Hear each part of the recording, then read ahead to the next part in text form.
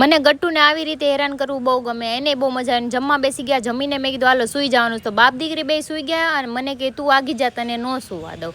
અને પછી કે લાય હું પાપાને તેલ નાખ દઉં, તારે નથી નાખી દેવાનું. અને એના પાપાનું બધું કામ એ જ કરે, મને કાંઈ કરવા ન દે. પછી સૂઈ ગયા ને તો કે પાપા તમે ઉઠો, મમ્મા મને હેરાન કરે છે. બોલો આવું કરે ને. ઢોલ લઈ આવી પિંક કલરનો, અને એના પાપાથી રીસેને દરવાજે કેવી ઊભી હતી. હું થઈ ગઈ હતી તૈયાર, કેમ કે અમારે જવાનું હતું પ્રી નવરાત્રિમાં. તો હરીએ જો એની ગાડી મેસ્ટ્રો, અને અમે તૈયાર થઈને નીકળી ગયા. જો અહીંયા ગણપતિનું ફેસ્ટિવલ બહુ મસ્ત છે.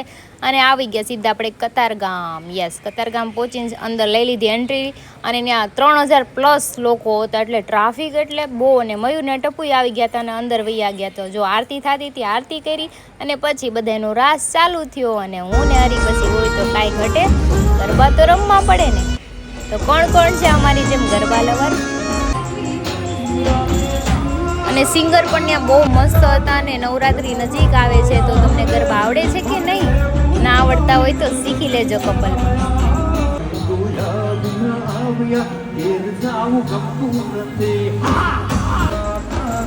અને મને આ સિંગરને છે ને સાંભળવાની તેટલી મજા આવી. રમી અને નીકળી ગયા ત્યાંથી, કેમ કે ગટ્ટુ અમારી વાટ જોતું હતું. ગયા એટલે કે મમ્મા હાલ મને ગરબા રમવા દેજો. પછી ત્યાં ગરબા રમ્યા. અને ગટ્ટુની આવી ગઈ હતી ટક્કુ માસી ને. ટક્કુ માસી છે ને ગરબા રમી નહોતી ને તોય થાકી ગઈ. તો પછી અમે ઉપર વયા ગયા. ફૂલ લોક જોયું તો મારી ચેનલમાં પણ આવી ગયો છે.